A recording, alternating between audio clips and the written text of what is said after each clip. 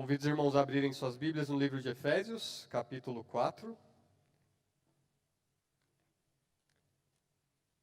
Livro de Efésios, capítulo 4. O texto dessa noite se encontra nos versículos 20 até o versículo 24. Como os irmãos sabem, aqueles que têm acompanhado a série de pregações aqui, a gente chegou nessa parte do livro de Efésios que tem diversas orientações práticas, que Paulo, se nos primeiros 3 capítulos, Paulo expôs a teologia e aquilo que os cristãos provam, experimentam da parte de Deus para si, e experimentam em si, vindo dele, agora nos capítulos 4 em diante, Paulo se dedica a expor aquilo que essa obra de Deus produz na vida dos cristãos, aquilo que a teologia e a obra de Deus na vida de cada crente produz na vida deles. Mas antes de Paulo chegar nas orientações práticas de dirigir os cristãos em diversas questões a respeito de como eles devem se portar, o que eles devem fazer ou não fazer, que ele vai chegar nisso nos versículos seguintes, em que ele vai falar sobre a mentira, sobre o trabalho, sobre diversos aspectos extremamente práticos da vida cristã. Paulo primeiro orienta os cristãos a respeito dos princípios que devem mover a vida deles, sobre a forma como eles devem andar, não em questões particulares apenas da vida deles, mas sobre a forma como eles devem andar nos princípios que movem a vida e o coração deles. E nos versículos anteriores, que o pastor Elmer pregou no domingo passado, Paulo expôs a forma como os cristãos não devem andar. Então ele começa ali no versículo 17 dizendo que aos cristãos, não mais andeis como também andam os gentios. E ele descreve a forma como os gentios vivem.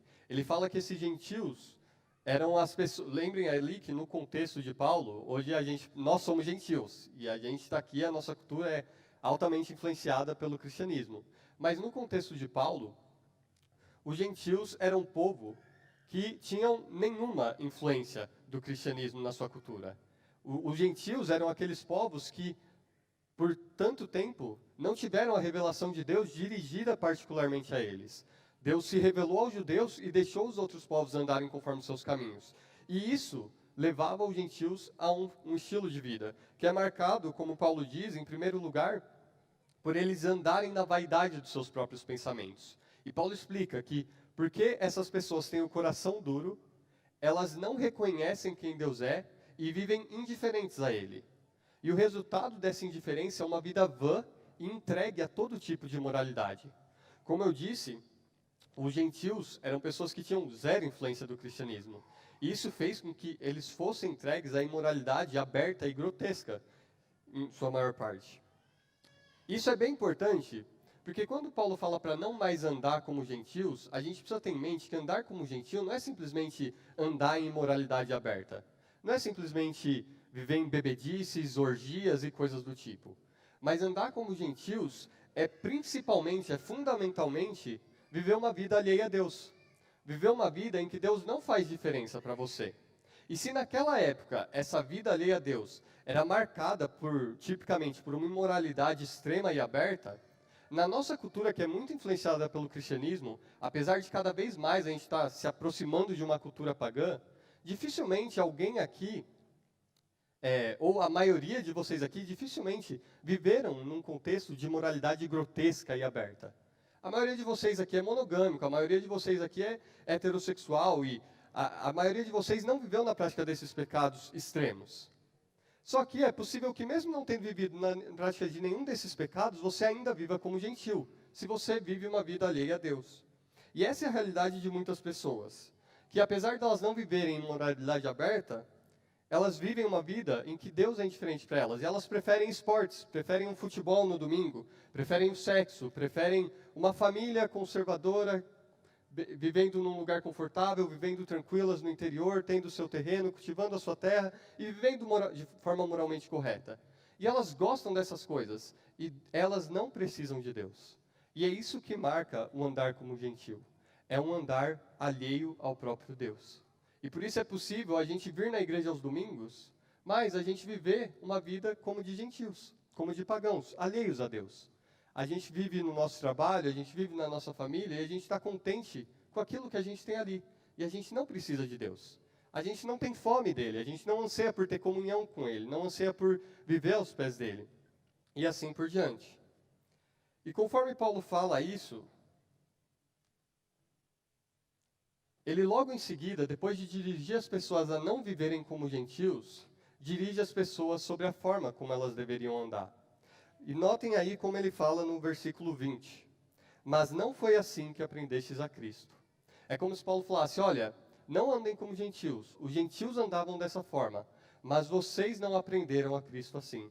E a gente vai ver nesse texto que o que Paulo ensina aqui não é simplesmente que o cristão deve andar de uma forma diferente dos gentios, mas que é impossível alguém conhecer verdadeiramente o Senhor Jesus, é impossível alguém compreender o Evangelho e seguir vivendo uma vida ímpia. Paulo não vai simplesmente mostrar o que os cristãos devem fazer, mas Paulo vai expor o que é a realidade de cada cristão, se de fato alguém é um cristão. Então, com sua Bíblia aberta, repare aí no versículo 20, o que diz do versículo 20 ao 24. Mas não foi assim que aprendestes a Cristo, se é que de fato tendes ouvido, e nele fostes instruídos, segundo é a verdade em Jesus. No sentido de que, quanto ao trato passado, vos despojeis do velho homem, que se corrompe segundo as concupiscências do engano, e vos renoveis no espírito do vosso entendimento, e vos revestais do novo homem, criado segundo Deus, em justiça e retidão, procedentes da verdade. Amém. Como eu disse, Paulo nesse texto não está falando simplesmente como os cristãos devem viver, mas Paulo está enfatizando que é impossível que um cristão, alguém que realmente conheceu a Cristo e compreendeu o Evangelho, viva da mesma forma que uma pessoa ímpia. Isso fica evidente não só porque, na forma como Paulo se dirige, logo no começo, né, ele é categórico, olha, os gentios andam dessa forma, mas não foi assim que vocês aprenderam a Cristo. Se vocês aprenderam a Cristo, vocês aprenderam a Cristo de tal forma que leva vocês a uma vida diferente. Isso fica ainda mais claro quando a gente vê como Paulo explica o que é aprender a Cristo. Que ele diz, se é que de fato tendes ouvido, e nele fostes instruídos, segundo é a verdade em Jesus. Ou seja, vocês ouviram a Cristo. E se vocês ouviram a Ele, vocês foram instruídos de tal forma que vocês não andam mais dessa forma. Como eu disse, o ponto aqui é que não é simplesmente que o Evangelho traz uma ordem de que as pessoas não vivam mais como gentios, mas que o Evangelho de fato tem algo no Evangelho que é fundamentalmente oposto a uma vida de pecado, a uma vida como gentio. E nas palavras seguintes de Paulo, ele explica o que é aprender a Cristo. E conforme ele explica o que é esse aprender a Cristo, fica claro porque é totalmente incompatível alguém ser um cristão verdadeiro e ainda viver uma vida de pecado. E a gente vai, então, se debruçar melhor sobre esse texto e a gente vai ver 3 aspectos aqui do que significa aprender a Cristo. A gente vai ver primeiro que aprender a Cristo significa aprender a Cristo pessoalmente. Em segundo lugar, que aprender a Cristo significa aprender a Cristo objetivamente. Em terceiro lugar, a gente vai entender o que a gente aprende quando a gente aprende a Cristo.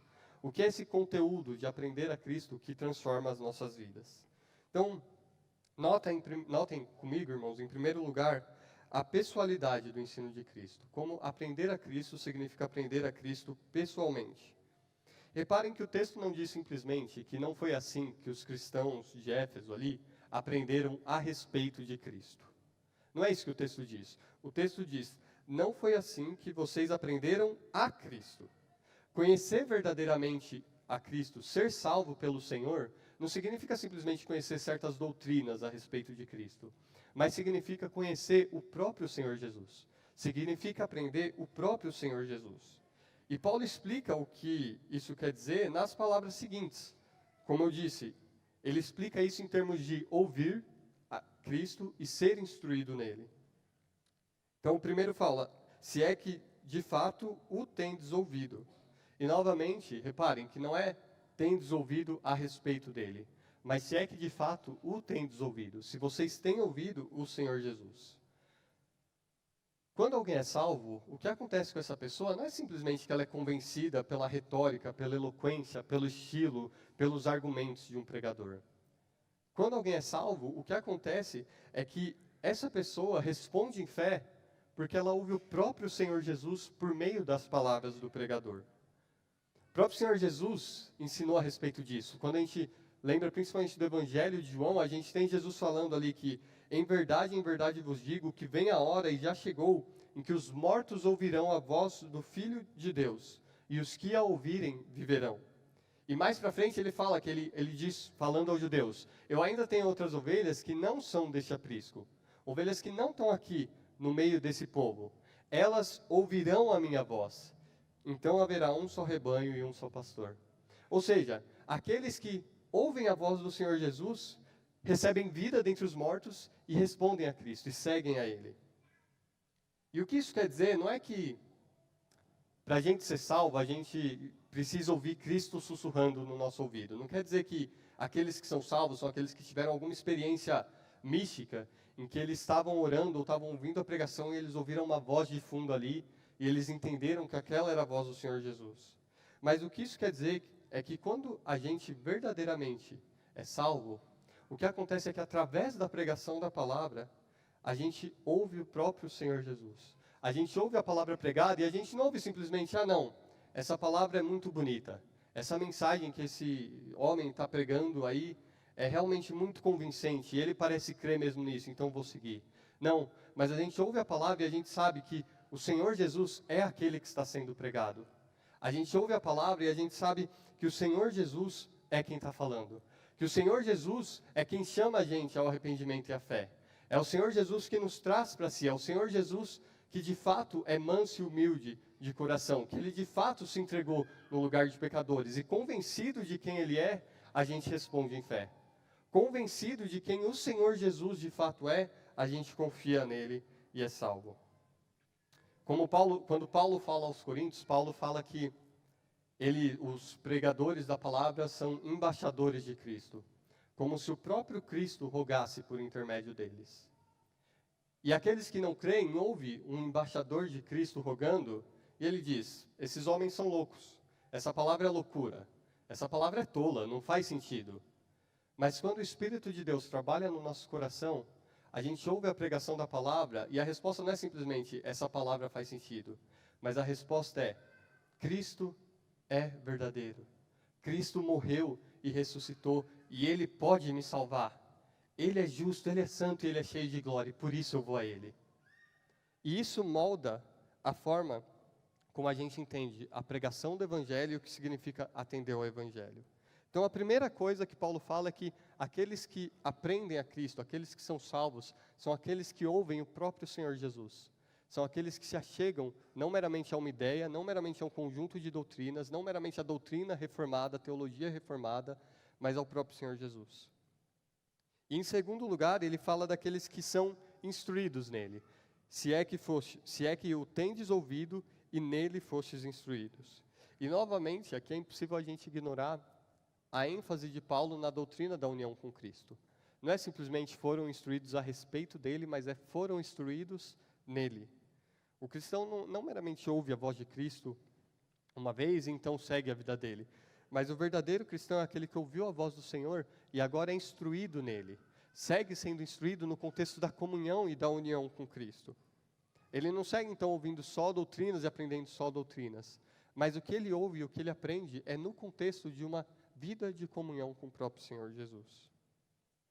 E por isso, aprender a Cristo significa ter um conhecimento, uma confiança e uma comunhão pessoal com o Senhor Jesus.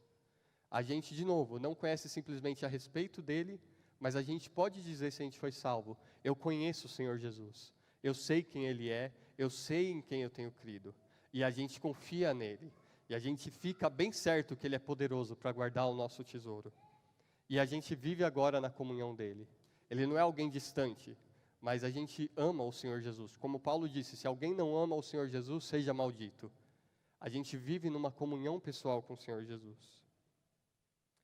Aprender a Cristo, ser salvo, não é simplesmente chegar ao conhecimento de doutrinas abstratas a respeito do Senhor Jesus. Não é simplesmente se maravilhar com a doutrina da eleição e falar, não, agora eu sei que eles estavam errados lá e aqui a gente está pregando a soberania da forma correta. Não é simplesmente saber, não, agora eu sei que Deus tem os seus eleitos. Mas é conhecer o próprio Senhor Jesus. É conhecer o Deus que elegeu. O Senhor que morreu no lugar dos eleitos. E confiar pessoalmente nele. E essa é uma ênfase, esse é um ponto que faz total diferença na mensagem que nós ouvimos e, por consequência, na mensagem que a gente proclama. Se eu perguntasse para você, o que é que você aprende na mensagem do Evangelho, na mensagem da Bíblia, que transforma a sua vida? O que você precisa aprender? O que alguém precisa entender para viver uma vida santa? O que você diria? Reparem que o que Paulo fala aqui, não é que os cristãos aprenderam a cosmovisão cristã. Não é que os cristãos aprenderam a soteriologia correta. Não é que os cristãos aprenderam a doutrina do pacto correta. Mas é que eles aprenderam o Cristo, o próprio Cristo. E eu temo que essa é uma ênfase, que é a falta dessa ênfase é o que faz com que muitas vezes a gente sinta uma fraqueza. Seja nas pregações que a gente ouve, seja nas pregações que a gente faz às pessoas ao nosso redor. Temo que a maioria de nós, se não todos aqui,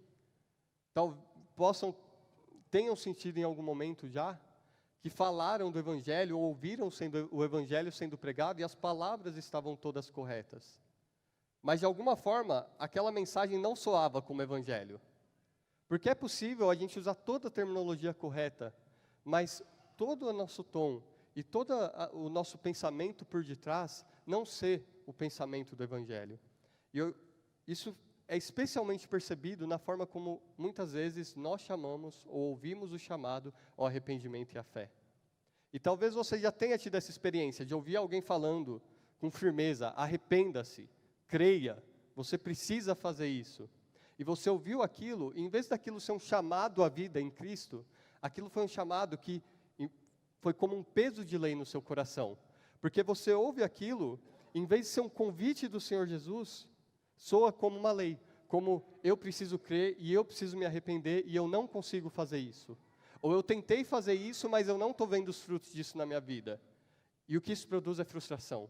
O que isso produz é desespero. Porque a gente acha que é isso, esse é o caminho do Evangelho. Você recebe um conjunto de doutrinas, você se arrepende de crer, então você é salvo.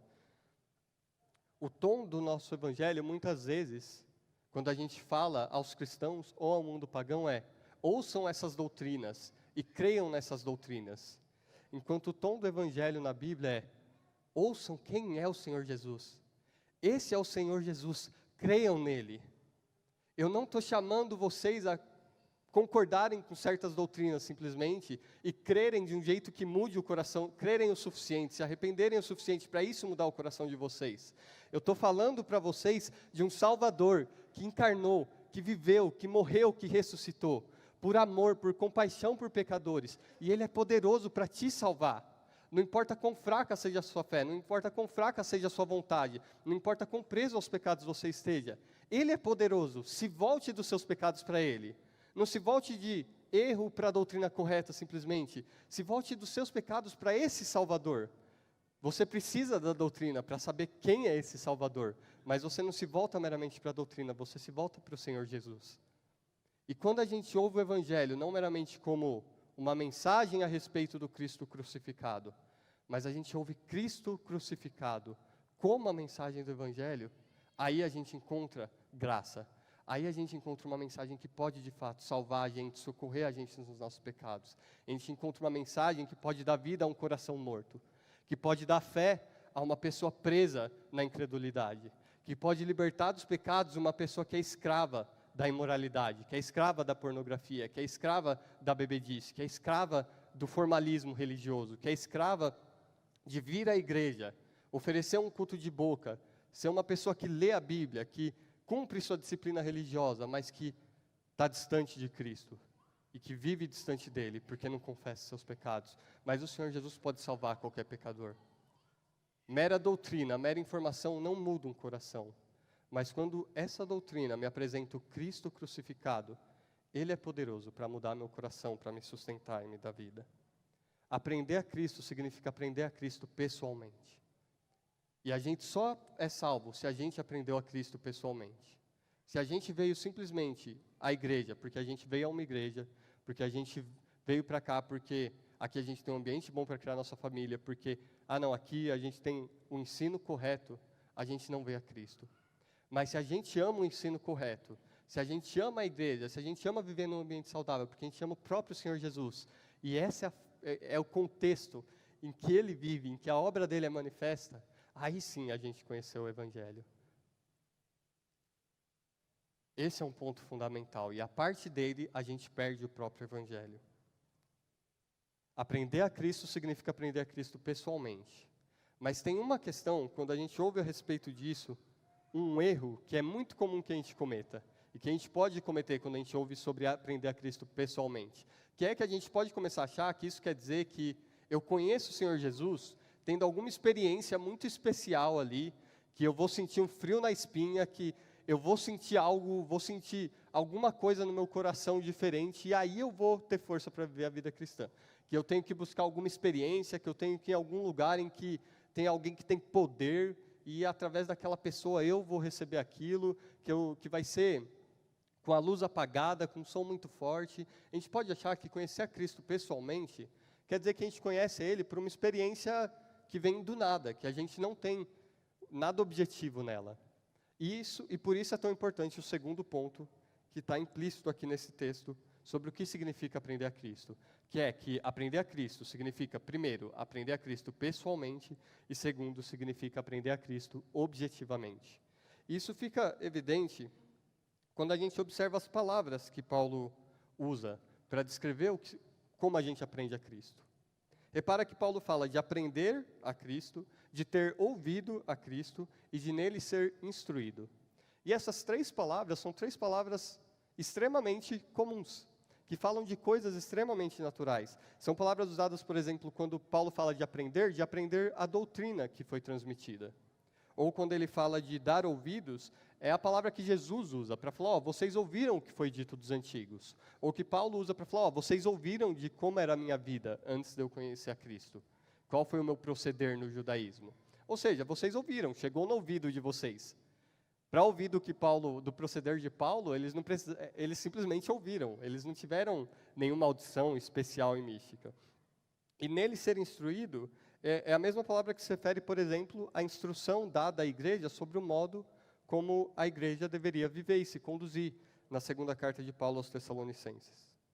Paulo apresenta aqui que a forma de conhecer a Cristo pessoalmente é uma forma extremamente objetiva e natural, que não envolve uma experiência pessoal, subjetiva, que não tem nada fora de mim. Mas que começa pelo conhecimento objetivo, por aprender, por ouvir e por ser instruído. Deus salva pecadores, e se Jesus Cristo se faz conhecido pessoalmente a pecadores, de modo sobrenatural, por um meio extremamente natural e ordinário. Foi quando Paulo pregava, que a Bíblia fala que Deus abriu o coração de Lídia, para que atendesse as coisas que Paulo dizia. Paulo estava simplesmente falando, Lídia estava simplesmente ouvindo. Mas conforme ela ouvia Paulo, o coração dela foi aberto. E ela ouviu e ela creu. E ela entendeu quem era o Senhor Jesus. E ela falou, esse é o Senhor Jesus, eu vou me entregar a Ele, eu vou confiar nele. Quando Paulo escreve a Timóteo, ele fala para Timóteo ponderar o que acabo de dizer. Porque o Senhor te dará compreensão em todas as coisas. Como que Timóteo iria chegar numa compreensão verdadeira, espiritual, daquilo que Paulo tinha escrito? Ponderando. Conforme ele meditava naquelas coisas, conforme ele refletia sobre elas, os olhos e o coração dele seriam abertos para conhecer mais o Senhor Jesus. Você quer conhecer mais a Cristo? Ou talvez você não conheça Cristo, você se vê puramente num formalismo religioso, ou numa vida entregue aos seus pecados. Você quer ser livre da escravidão do seu pecado e andar em comunhão com Cristo? O que você precisa é ouvir a palavra de Deus, ouvir a palavra de Cristo. Você precisa ouvir a Cristo e ser instruído nele. Você precisa vir e ouvir a palavra pregada. Você precisa, vá na sua semana a palavra escrita. Leia a palavra, ouça pregações. E conforme a gente lê, e conforme a gente ouve, e conforme a gente é ensinado e instruído em Cristo, conforme a gente ouve a Cristo pregado, o próprio Deus vem e Ele abre o nosso coração para que a gente receba a palavra. Então, o conhecimento pessoal de Cristo... Obrigado. O conhecimento pessoal de Cristo, ele não vem através de uma experiência puramente subjetiva, mas ele vem através do conhecimento objetivo do Senhor Jesus. Ele vem através da palavra pregada e ouvida. E se você deseja aprender a Cristo, se você deseja andar na comunhão do Senhor Jesus, está aqui. ouça a palavra, receba a palavra, e por meio da palavra, Deus dá o conhecimento do Senhor Jesus para que você seja salvo. E conforme a gente ouve a palavra de Cristo, existem certos aspectos do que a gente vai ouvir que vão libertar as nossas vidas do pecado.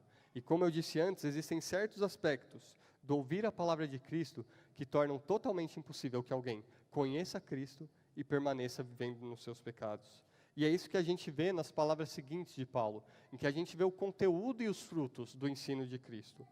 Isso nos versículos 22 a 24, em que o texto diz assim: no sentido de que, quanto ao trato passado, vos despojeis do velho homem, que se corrompe segundo as concupiscências do engano, e vos renoveis no espírito do vosso entendimento, e vos revestais do novo homem, criados segundo Deus, em justiça e retidão, procedentes da verdade. Quando alguém ouve a Cristo, quando alguém é instruído em Cristo, o que essa pessoa aprende são essas três coisas: a se despojar do velho homem, a se revestir do novo homem e a ser renovado no espírito do seu entendimento. E aqui tem um ponto que é importante a gente compreender antes da gente se debruçar sobre o que significam cada uma dessas coisas. Porque é muito importante que a gente tenha em mente que Paulo não está aqui simplesmente falando do que os cristãos devem fazer, mas ele está falando daquilo que é uma realidade na vida de qualquer cristão. Não é simplesmente que os cristãos devem aprender essas coisas, mas que eles aprenderam isso. Se eles foram instruídos em Cristo, segundo é a verdade, em Cristo, eles aprenderam essas coisas. E isso fica ainda mais evidente quando a gente vai para o livro de Colossenses. Vai comigo na sua Bíblia para o livro de Colossenses, no capítulo 3, versículo 9. 2 livros à frente, Colossenses 3, versículo 9 e 10. A carta de Colossenses é uma carta com diversos paralelos à carta de Efésios. E nesse trecho a gente tem um paralelo bem claro com o que a gente acabou de ler no livro de Efésios. Reparem aí o que o texto diz. Não mintais uns aos outros, uma vez que vos despistes do velho homem com os seus feitos, e vos revestistes do novo homem, que se refaz para pleno conhecimento, segundo a imagem daquele que o criou. Repara que se lá em Efésios o tom não fica totalmente claro num sentido passado, aqui fica bem claro que os cristãos em Colosso não deveriam se despir do velho homem, mas eles já tinham se despido do velho homem. Eles não deveriam simplesmente se revestir do novo homem, mas é uma constatação. Vocês vos revestistes do novo homem. Vocês se revestiram desse novo homem. E não é que simplesmente eles deveriam ser renovados, mas é que esse novo homem, ele se refaz para pleno conhecimento. São três constatações. Se você é um cristão, você se despiu do velho homem, você se revestiu do novo homem, e esse novo homem se refaz continuamente para pleno conhecimento. O que isso quer dizer não é que simplesmente se revestir do novo homem e se despir do velho homem e se revestir do novo homem é algo que acontece uma vez por todas na nossa vida, que todo cristão já provou disso e que agora isso já aconteceu e você não precisa mais se preocupar com isso. Mas o ponto de Paulo é enfatizar que essa é uma realidade que todo cristão tem na sua vida. Isso não é simplesmente um mandamento e um dever, mas essa é uma realidade contínua na vida do cristão. Ele se despiu do velho homem, ele se revestiu do novo, e isso transforma a vida dele continuamente. E isso vai ficar mais claro conforme a gente reflete sobre o que é o velho homem e o novo homem que Paulo fala aqui, né? Quando Paulo fala do velho homem, ele usa essa expressão para se referir à nossa natureza pecaminosa, a natureza que nós tínhamos antes de sermos salvos pelo Senhor Jesus. Quando Paulo fala aqui disso, notem que ele fala que o velho homem se corrompe segundo as concupiscências do engano. Esse velho homem é o velho homem que vivia como gentios, que vivia alheio a Deus e por isso caía no engano do pecado. Achava que iria encontrar mais prazer e vida no pecado e não precisava de Deus. E por isso vivia uma vida entregue a esse pecado. Ele disse anteriormente que os gentios vivem uma vida entregue a desejos pecaminosos por causa da ignorância em que vivem. E essa ignorância é aqui descrita como pertencente ao velho homem que se corrompe segundo as concupiscências do engano. O nosso velho homem resume toda a disposição de coração que marca todo aquele que não crê em Cristo, que marca toda pessoa que nasce nesse mundo. O nosso velho homem é esse que nós éramos por natureza e que cada pessoa aí no mundo que vive separada de Deus é até hoje. E a diferença para o cristão é que esse agora é o velho homem. Esse não é mais o homem que marca o cristão, mas esse é o velho homem dos cristãos. Porque quando eles creram em Cristo, eles foram crucificados com Cristo. E com isso eles se despojaram do velho homem. Esse velho homem não é mais o homem atual dos cristãos, mas o homem atual dos cristãos é o novo homem. E esse novo homem é o homem que Paulo se referiu no capítulo 2 de Efésios, quando ele disse que nós somos, quando Deus dá vida a uma pessoa, essa pessoa é criada em Cristo Jesus. Esse novo homem é a nova criação de Cristo, que Cristo opera quando alguém é salvo. Se o velho homem é marcado pelo engano e corrupção, esse novo homem, em vez de ser marcado por engano e corrupção, é marcado por justiça que vem da verdade. O texto diz, no versículo 24 de Efésios 4, e vos revistais do novo homem, criado segundo Deus, em justiça e retidão provenientes da verdade. Esse é o novo homem que cada um tem quando recebeu vida em Cristo. Se você recebeu vida em Cristo, o seu coração foi transformado. E você não vive mais numa natureza alheia e indiferente a Deus. E agora você vive uma vida marcada por viver diante de Deus, por viver à luz dele. E conforme você conhece a verdade e não vive mais alheio a Deus, o que isso produz é justiça e retidão. Isso produz uma vida de piedade diante de Deus e de piedade diante dos homens. Esse é o novo homem que marca cada cristão. E quando a gente considera que o velho homem é marcado pela corrupção que vem do engano, mas que o novo homem é marcado pela justiça que vem da verdade, fica muito clara a necessidade da gente praticar aquilo que Paulo diz aqui, que é sermos renovados dia após dia no espírito do nosso entendimento. Reparem que a ordem aqui não é simplesmente que os cristãos sejam renovados no seu entendimento, mas é que eles sejam renovados no espírito do vosso entendimento. Por quê? O ponto não é simplesmente uma questão de conhecer fatos novamente, mas o ponto é que os gentios, por causa da dureza do coração deles, por causa do entorpecimento e da obscuridade da mente deles, vivem vidas ignorando a Deus. A disposição de coração e mente deles é uma disposição de coração que vai levar ao pecado. Eles podem tentar viver vidas piedosas aos olhos dos homens, mas tudo que eles fizerem nessa tentativa vai ser pecaminoso, vai ser puramente formal e externo, e Deus despreza tudo aquilo que não é feito de coração. O que alguém precisa para ser transformado é uma nova disposição de mente e coração. É ser renovado no espírito da vossa mente.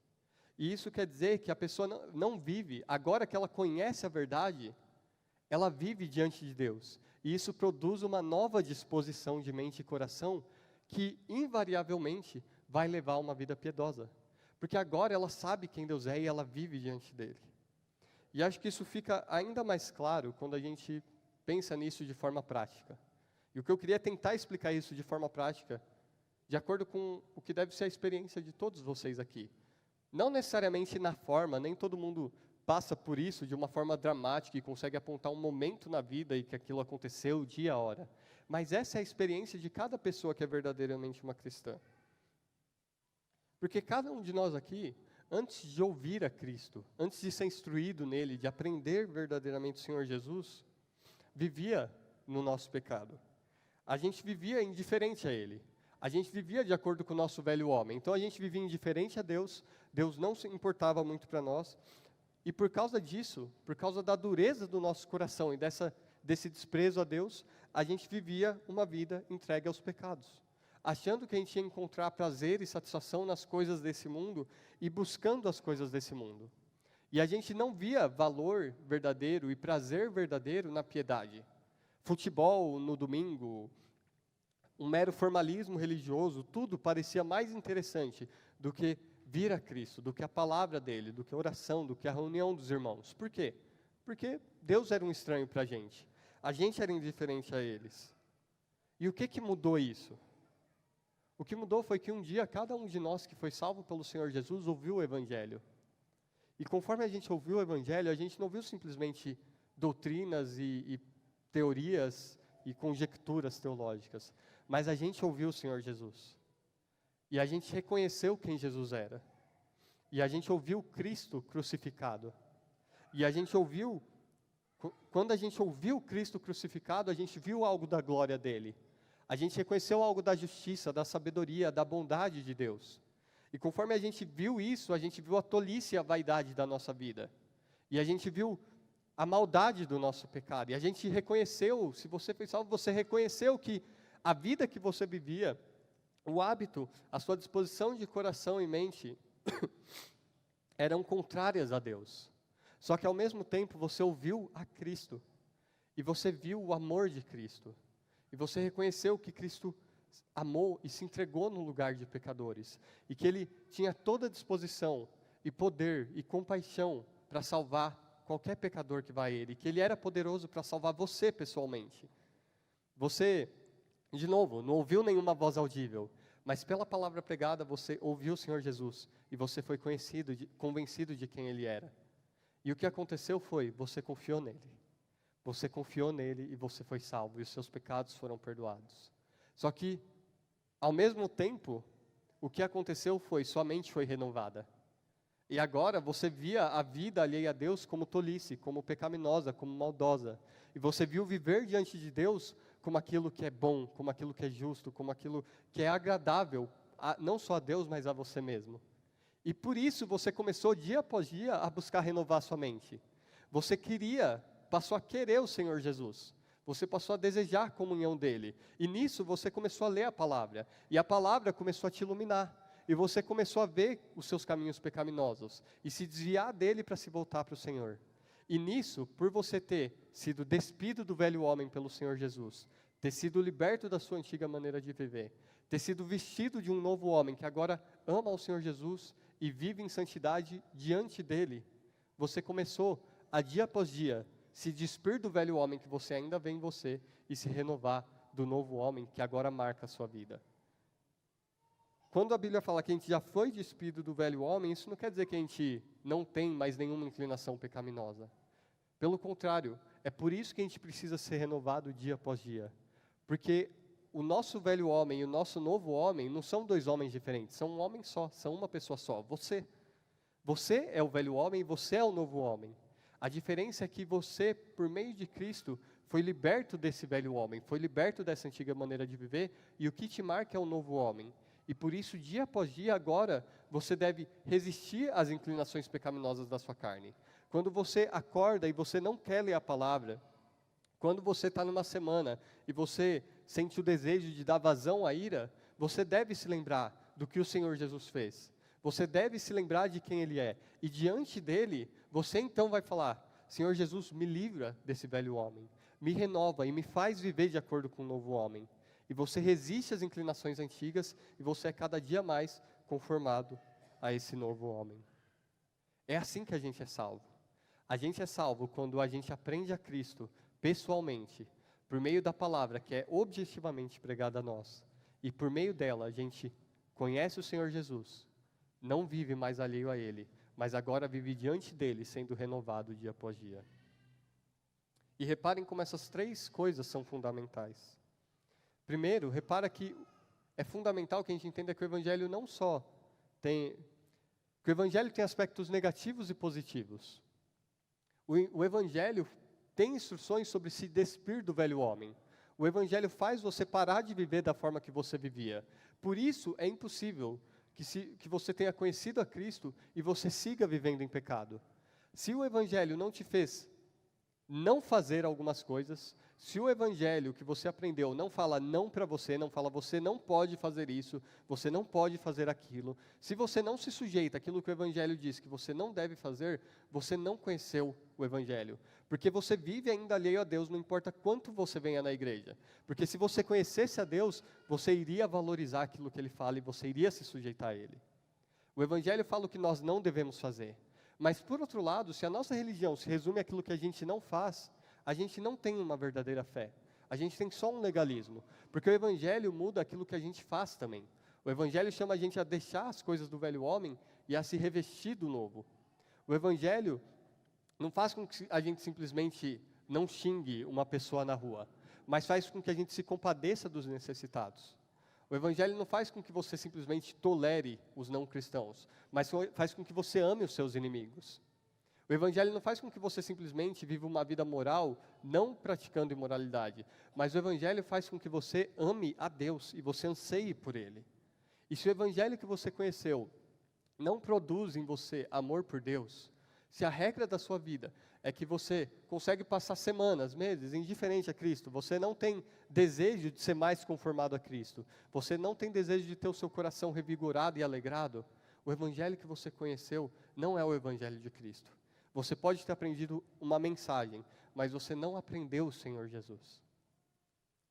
E por outro lado, reparem como é fundamental, por último, a renovação da mente. Porque o Evangelho também não é simplesmente um conjunto de regras que fala para você, deixe de fazer isso e faça aquilo. Se você tentar viver a vida cristã meramente em termos de, não, agora que eu sou cristão, eu vou tentar deixar de me comportar como não cristão e tentar me comportar como um cristão, o resultado disso vai ser desânimo, desespero e miséria. Porque não é isso que Paulo diz aqui. Se a mensagem que você aprende é simplesmente deixe de fazer algumas coisas e faça outras, isso não se chama evangelho, isso se chama moralismo. É isso que qualquer moralista vai te ensinar a fazer. Qualquer católico romano pode te ensinar a fazer isso. A mensagem do evangelho é que a gente seja renovado continuamente no espírito do nosso entendimento. E assim a gente vai continuamente se despir do velho homem e se revestir do novo. O que você precisa para ser santificado não é simplesmente um conjunto de regras de coisas para não fazer e coisas a fazer.